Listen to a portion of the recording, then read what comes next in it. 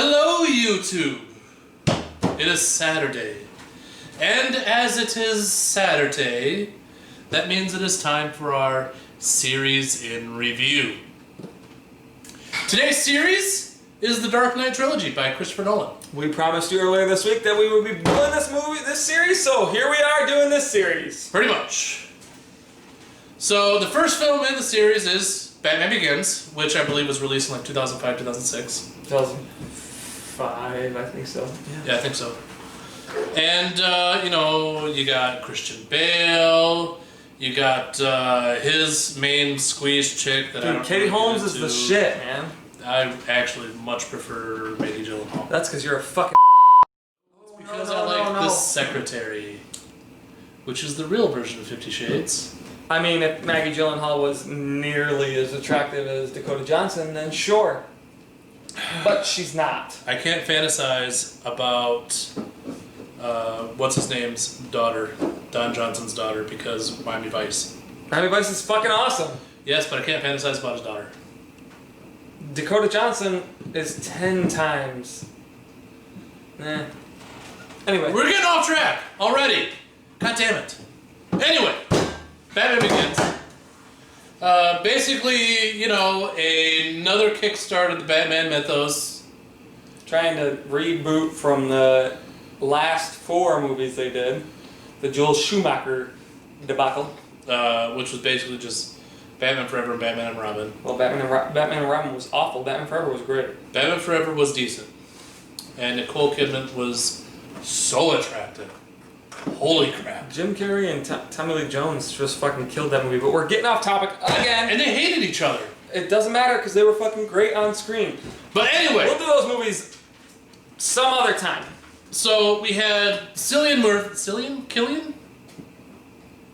Fuck if I know. As the Scarecrow. We had Liam Neeson, pre-Taken. Everybody loves Liam Neeson. Not anymore. Well, everybody loved Liam Neeson then. Actually, his last movie that he came out with, the one where he's like a fucking snowplow driver, that was pretty good. I have to be honest about something. How can you be anti-gun and then make your entire career about being a gun-toting badass?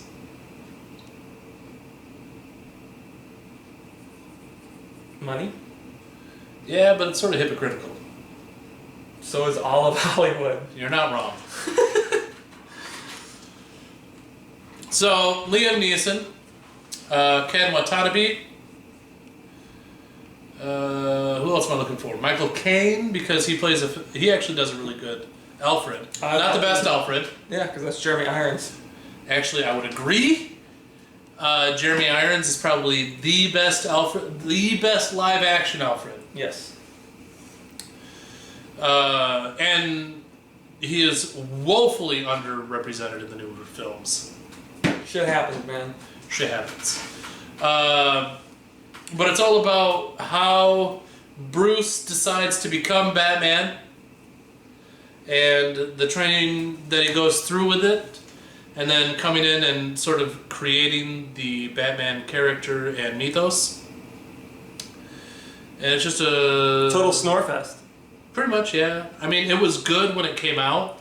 It's an okay movie. It's just not what you want in a Batman movie. Yeah, and Scarecrow is a lackluster aspect of the movie, and then the whole twist between Ken Watanabe and Liam Neeson is sort of a stupid twist to me. Which I'm not going to give that spoiler away. I'm just going to say there's a twist between the two characters. That's fair. Do that. That's better. People will be pissed off at us. Yes, which I've already done enough stuff to be crucified for upcoming that we're going to need to bleep out. I'm sorry, Internet, I was drunk. It happens. Which shouldn't be an excuse. I want to drink this beer. Alright. I give the Batman Begins, the first installment, 5.5. See, this is a tough call because Batman Begins, the first time I saw it, I would have given it a 7 to a 7.5. I would have probably given it a 7. But I've seen it so many times now that it's such a drag, like the first Spider-Man movie. I would have given that a higher score too, but then it's just such a drag to get to the good spots. I would rate Spider-Man way higher than a 5.5. But again, separate series. It's a 5.5 for me because it is just so dull, and it probably wasn't the first. Like the first time I watched it, it wasn't like that. But after seeing the sequels, it was. And usually the first one's the best one, but in this case, it is not. Yeah, in this case, actually, this one follows the same train wreck that. Well, I say train wreck. I didn't mean train wreck. Follows the same train as the original Star Wars series. Trilogy, not series. Yeah, it started off really boring. A New Hope was fairly boring, but still a good movie. Empire Strikes Back was fucking phenomenal. Yep. And Return of the Jedi had good spots and bad spots. Yep. Whereas this particular series, Batman Begins, slow, total drag, but still a decent movie. Dark Knight, holy shit. We'll get on to that after you give us your rating for Batman Begins. Well, after having watched it so many times and it turning into sort of a slow moving drama instead of an action comic book movie. Like your dialogue right now? Yes. I would end up giving it like probably a 5 to a 5.5. Yeah, that's a good rate for it. I mean, it's not middle of the road. Like, it is decent. Like, it's a good movie. It's just not anything. It's whatever. 5.5 solid. Yep. But if you're gonna watch the entire series, you have to start somewhere, so you might as well start at the beginning. Or you can start at the best, which is the next movie we're talking about, The Dark Knight. Don't start at the middle, please. The Dark Knight. So good, probably one of the top Batman movies of all time, which we should do that list sometime soon too. Probably. The Dark Knight set the bar. This fucking this fucking movie, Heath Ledger as the fucking Joker, as we talked about earlier this week. Heath Ledger, the Joker. Aaron Eckhart. Iconic.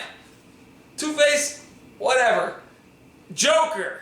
Stole the whole movie. It might as well have been called Joker because that's all anyone really gave a shit about. No one cared. I mean, everyone talks about how Christian Bale's so great, but realistically, not really. Like, he's really not. Well, Christian Bale's like throat cancer Batman. No, he's not. He's not. He's the Batman. It doesn't matter. It doesn't matter.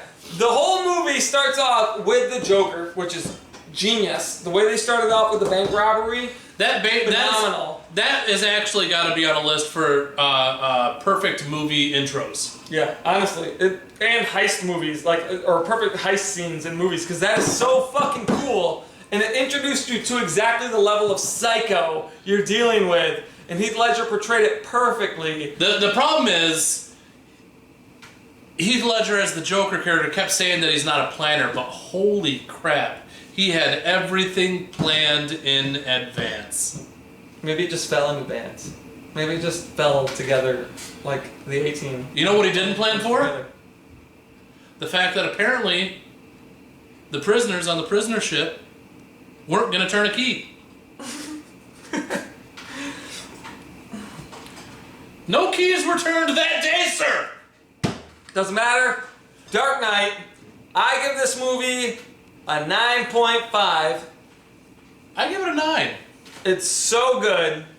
I just watched it again the other day. Like, I literally love this Batman movie.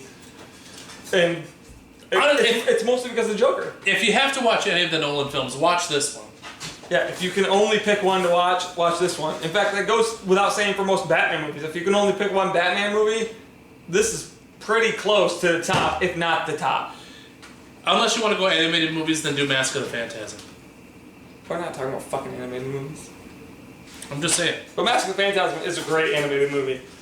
But that's another topic. We're not talking about that. We're doing a series in review on the Dark Knight Trilogy.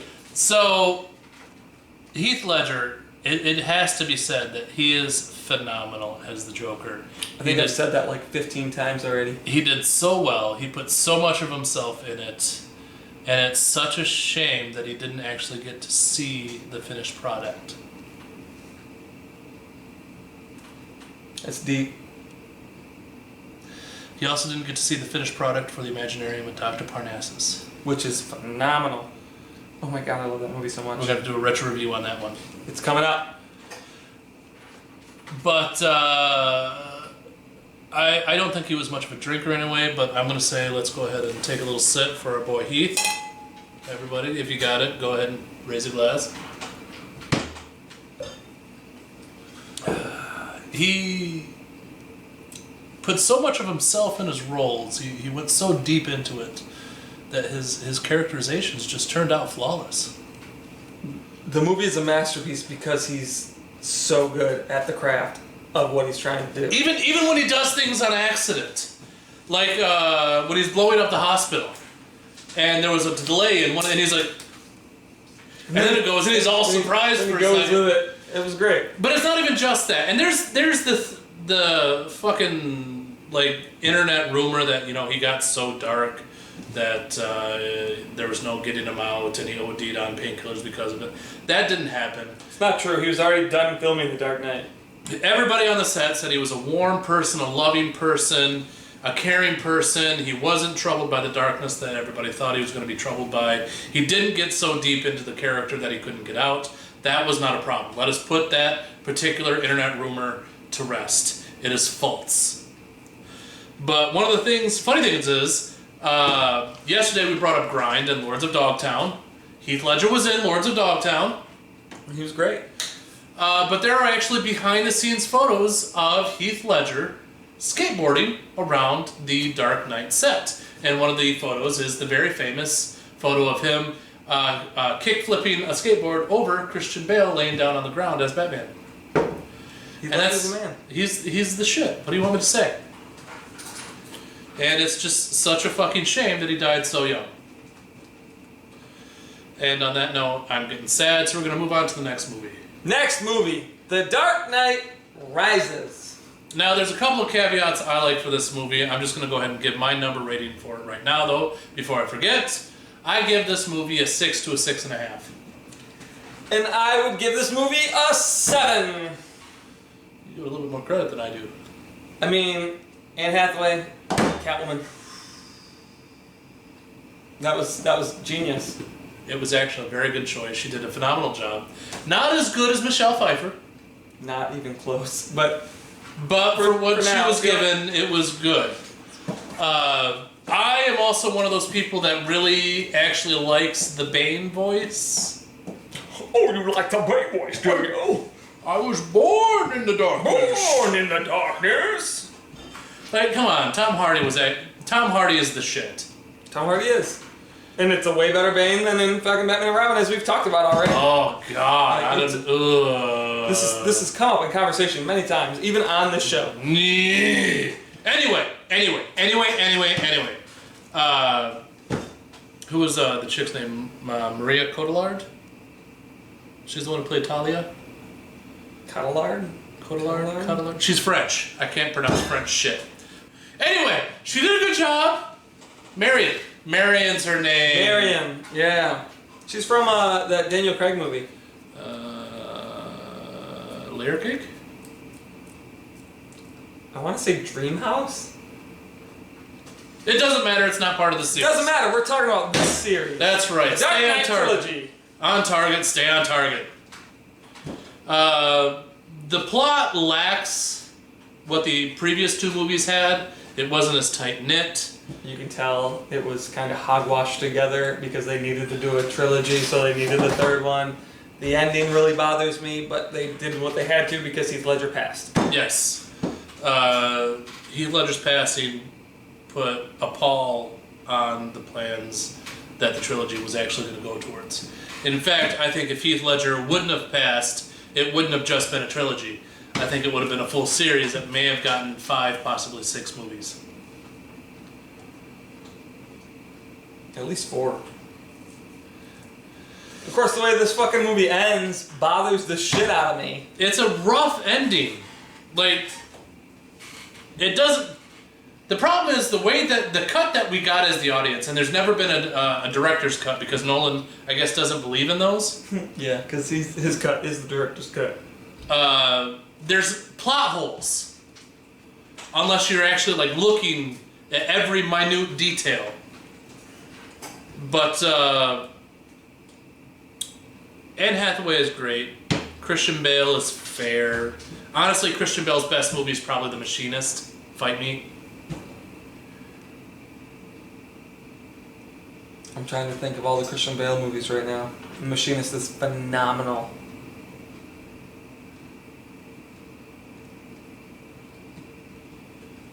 Oh, what's the one he plays the preacher?